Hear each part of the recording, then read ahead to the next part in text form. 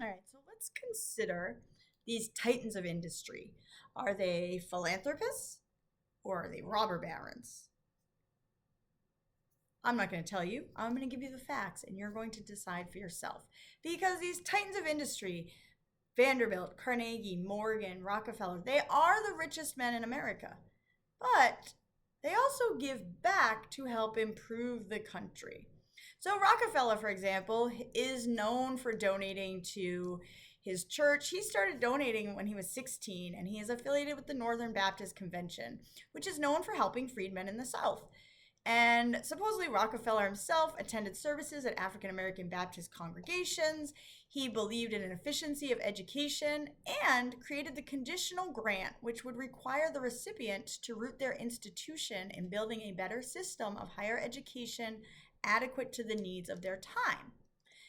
He also provided funding for the Atlanta Baptist Female Seminary for African American women, which is today Spelman College, and it's an all-woman HBCU.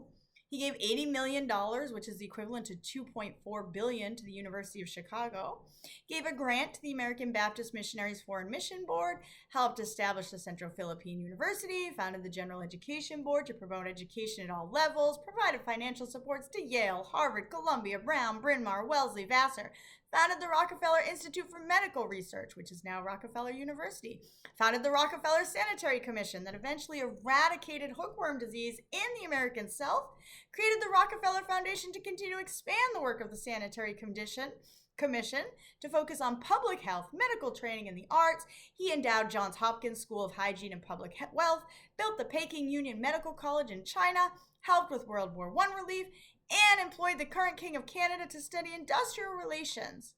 So in total, he donated about $530 million, which is equivalent to $12 billion today. Sounds great, but remember, there's always an if or a what or a but, whatever you want to call it.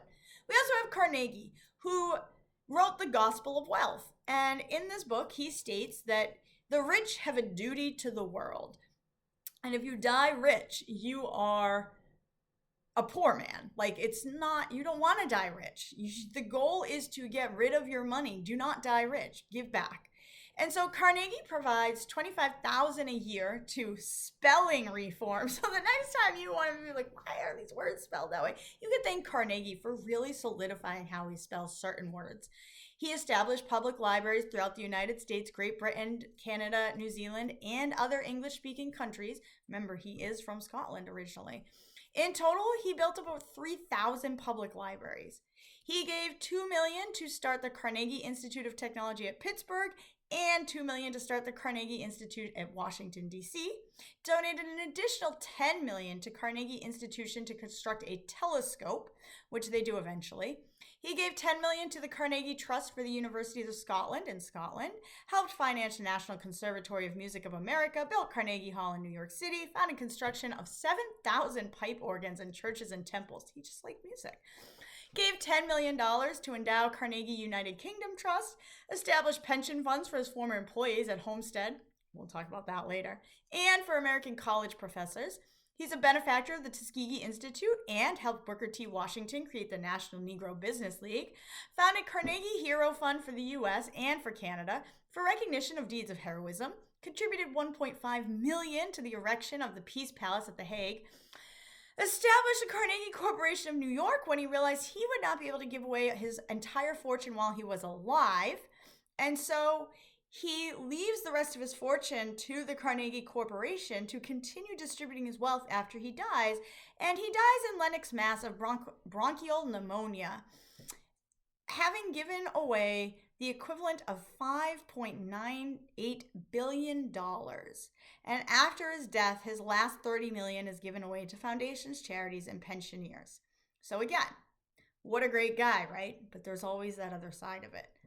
And we also have Vanderbilt, who, compared to Rockefeller and Carnegie, is like, what are you doing, dude? Vanderbilt gave $1 million to Bishop McTyrie to found Vanderbilt University in Nashville. He paid $50,000 for a church for his second wife's congregation, which is the Church of Strangers. He donated to churches around New York and included a gift to the Moravian Church on Staten Island to build a cemetery where he was eventually buried. So if you hold up Vanderbilt to Rockefeller and Carnegie, it doesn't sound like he's doing that much. But again, according to Carnegie, the gospel of wealth is to give away your wealth. And some of us would be well remembered in that today. We have a lot of billionaires and not a lot of philanthropy anymore. But again, we also have to remember that these men are not wealthy of their own accord. So they are still human. They may be titans of industry, but they're still human.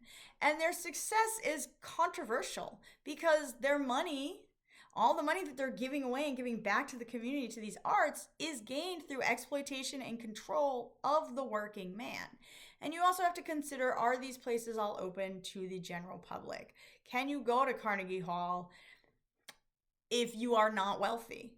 So we talked about horizontal and vertical integration when I introduced the titans of industry, and these two concepts really create a massive monopoly for these companies, Standard Oil, US Steel. The smaller independently owned businesses are driven out of business because they simply cannot compete with the lower prices that the bigger companies are offering. And they can't afford to pay for the part of the process that is owned by that corporation. So they're not really getting a chance to make it on their own anymore. Their small business is effectively being destroyed by the titans of industry. They don't have the option to make their money on their own anymore. The money has to go to Carnegie and Vanderbilt and Rockefeller. So they're giving back to the community, but the money that they're getting comes from the community in the first place. One would argue that it was their duty to give it back. It's not philanthropy, it is your duty because you're taking it from people that otherwise would have built these things. And by buying up all these smaller businesses and driving these people out of business, these men are creating monopolies, and there is no option, not only for the workers and these smaller businesses, but for the consumer. You have to use the products because there is no other option. These men own everything or a part of the process necessary to create the product. So no matter where you fall on the scale, if you're a business worker, if you're a worker, or you're a consumer, your money is going back to these men, and there's nothing you can do about it. This is also where we're going to get our first corporations, because corporations are a great way to take the liability off of the titan of industry. And so they're going to continue to build their wealth. And if things go poorly, it's going to go on the corporations, which are now selling stocks to the public. And so if you lose your money, the public is also losing money. And if you buy the stocks, then that money goes back to the company, and they can use that money to run their company, expand the company, and drive other people out of business. And you, the consumer, if you are a stockholder, you only lose money if you invest. And if you don't invest, you're just buying the stocks, you're not going to lose the money unless the business loses money.